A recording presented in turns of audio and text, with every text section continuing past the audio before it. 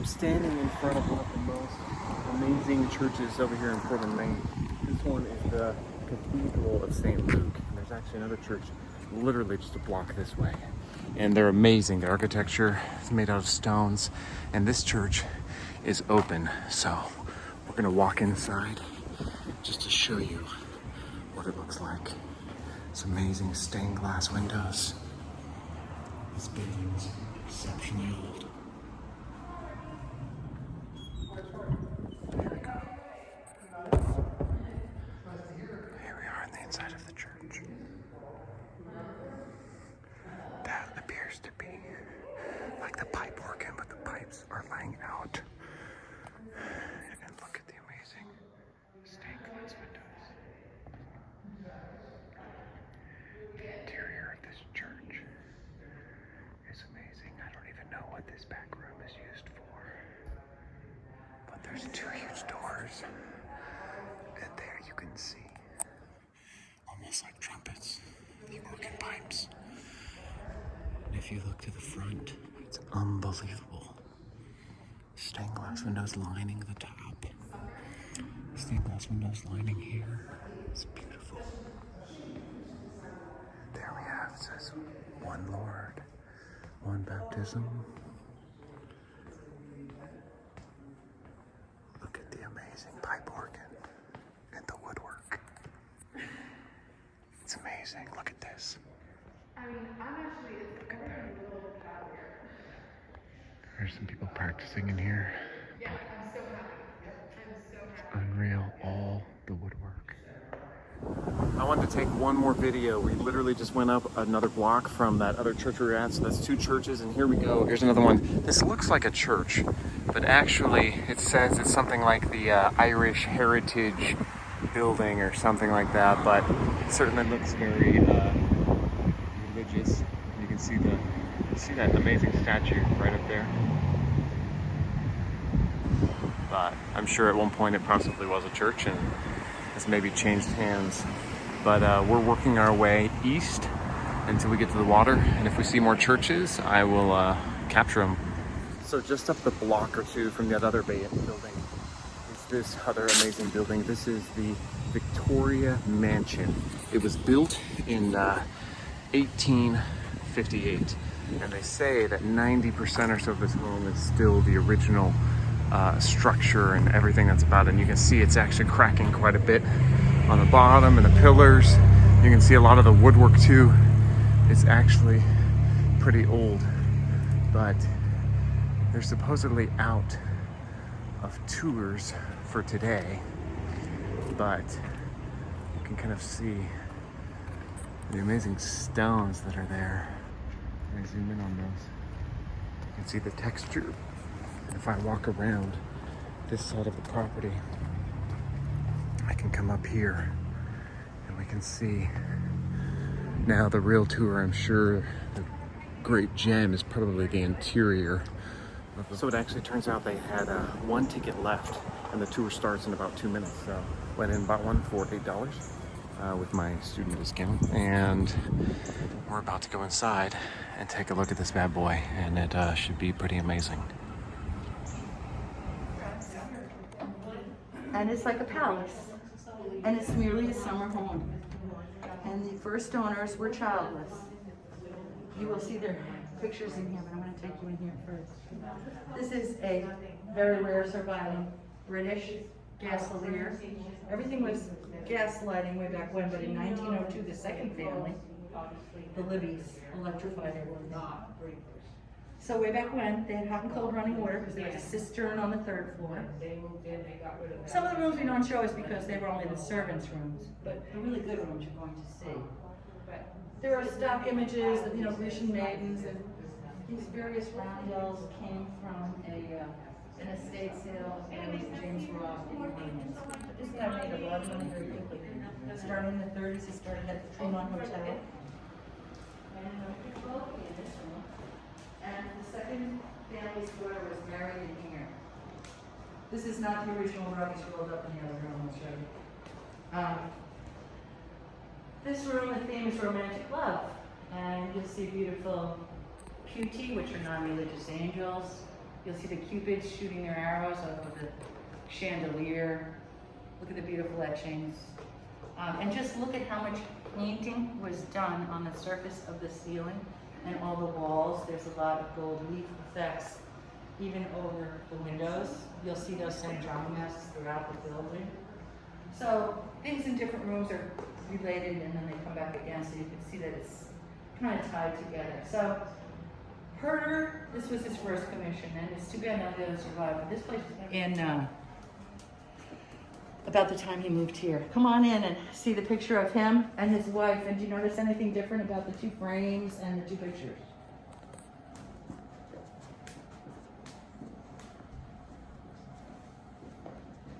You notice anything different about the two paintings as far as their frames or anything else about them?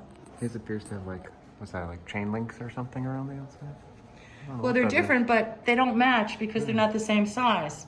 So she must have liked that portrait of herself, and he must have liked that one, but they're not matching pieces. So you can tell she was a woman of slight independence. That's my non sequitur comment. Incredible trompe l'oeil on the ceiling made to look like silk. It's just trompe l'oeil, trick of the eye painting, to make it look like it's some fabric that's fabulous. This rug is from James Templeton and Sons, Glasgow, Scotland. Here is a feature that came from the hotel that he brought into his house for his waiting guests, an ottoman. Made in Turkey from the Ottoman Empire. I mean, this one Herder made, but that's where they come from. The colors in the mansion are, what do you see, mainly? Red and green. Perfect. And what else?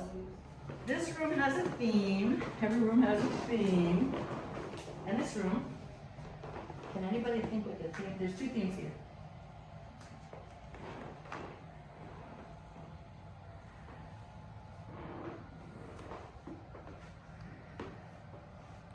Okay. Bounty of the harvest and treasures of the hunt. So you see lions, you see what they caught, the rabbits, and whatever they got when they were hunting. There's some trompe l'oeil that looks like marble on the top of this beautiful walnut piece. This walnut is very rare. You wouldn't see this stuff anymore for a dining room. And look how big the mirrors are beautiful. So normally it would have come out to here. And you see, this shows that when the Libbies came, it was very stark. They didn't put it.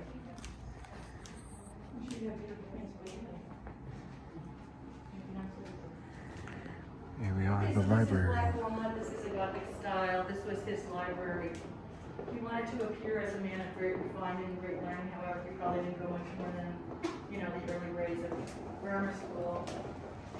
But he made his fortune down in New Orleans, having gone through Tremont Hotel in Boston, the Astor in New York City, and then down to the Arcade Hotel and a few others in New Orleans. He managed a couple, and he would sell them. He had many real estate holdings both in Maine and in Louisiana. But he did die here when he was 78 years old, which is a good old age to live to that point.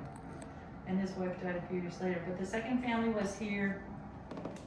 And we'll go to the opposite side of where the tour guide is talking. She's on the side. So take a look at that. Look at the trompe l'oeil on the floor. It looks like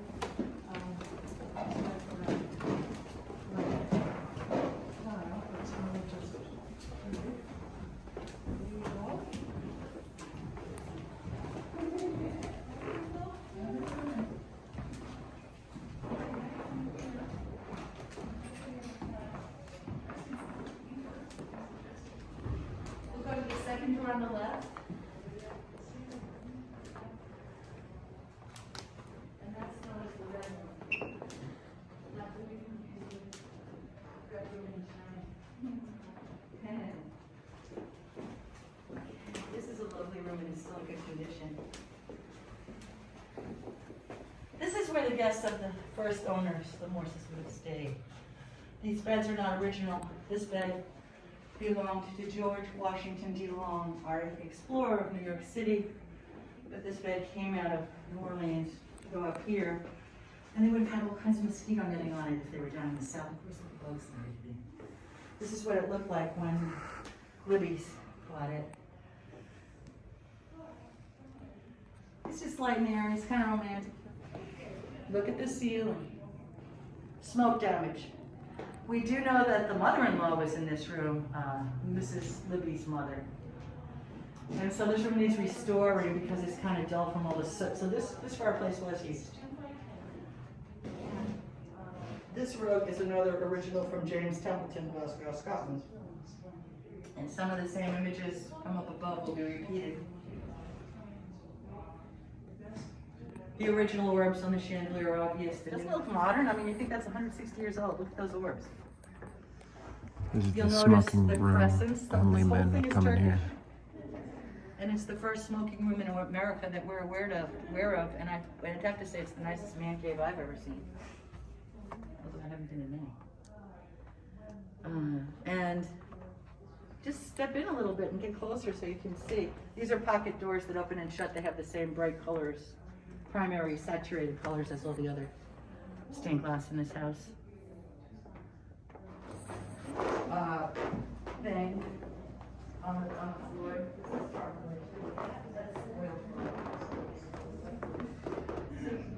Early cedar closet right there. This is from the second period of the second family in the early 1900s. Was that green chair and it was a little bit of this. That's the big full here. That's the second family. This remains restoration. This is the sound bath. In other words, this is the restroom. This is a water closet. So every basin is porcelain, and that's a ziggurat pattern. Seal of Maine. Dirigo, does any you know what dirigo means? We lead in Latin. Dirigo means we lead, and they used to say as Maine goes, so goes the nation, because however we used to vote, I guess that's when we would have elected someone back then, based on how it went with our state. The one below is a state seal of Louisiana, and that's a crane with her babies. It's Christian imagery. The only thing is that our state seal of Maine is now only merely a pine tree and a star, so it's much simpler. And on the one before that, we had the person different occupations. The other one, a crane really only has 3 eaglets, we know now, but Christian imagery, you know, feeding from whatever her wound was. I just wrapped up the Victorian mansion tour, and I headed further east on the electric bike here, and we're almost as far east as you can go in Portland, Maine. And you can see that this is where a lot of ships harbor out here. And then there, from this angle, you can see that is the fort, the old fort that they built during the Civil War, but was never utilized, and then it was sold to a private person. So apparently someone's going to turn that into, like, you know, tents and camping and yurts. You can also see that here on the main docks and everything, we have a bunch of yachts. And apparently they have made the harbor as deep enough where it can house even the largest of yachts that exist, which is pretty amazing. So got a bunch of these ships and everything out there as well. And then if you look here, it seems like the terrain basically for all of the shoreline is basically all of these jaggedy rocks that are everywhere. And again, you can see it's low tide. This needs to come all the way up here to be high tide.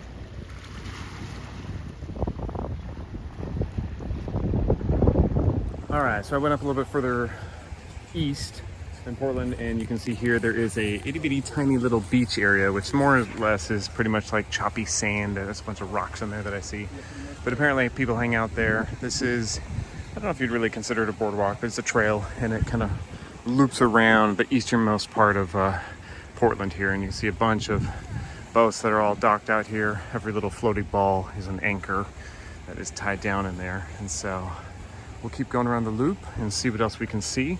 Back this way, we'll probably capture it. There was a ton of wood pilings that are all look burnt, sticking out of the ground, and that's actually from when Portland burned down. It's burned down 3 different times apparently, and so one of the fires, that was it, and they just never cleaned it all out. So we'll take a look at that a little bit later as well if we can. So I've made a loop around the easternmost part of Portland, Maine, and it basically has a trails that come all the way, tucks under that bridge and comes this way, and then it splits off, and you can go up this way, and actually you can take a bike trail across the bridge over into that area, Deering, Maine, or we're gonna go ahead and go down this path, which is gonna take us back towards downtown Portland, and we'll go get some dinner. So if you're visiting Portland, Maine, I would highly recommend getting an electric bike over a car, unless you're going to be driving miles and miles away, because there's so many trails that can kind of get you. And as you see this trail, I'm right next to the highway, but actually it's pretty safe. And it's a great view of the water as we ride. And if you get an electric hybrid bicycle, it makes it really easy. And I'm able to cover 20, 30 miles on a single charge. It's not a big deal at all. So I'm going to flip the camera around here and show you. Now right there, we're looking at downtown Portland, and I'm going along the highway here, but it's as safe as you can be because I've got this fence and everything, and the cars are staying over there, so it's good stuff. And getting a little windy here, so we're gonna head our way back. I just wanted to show it to you guys.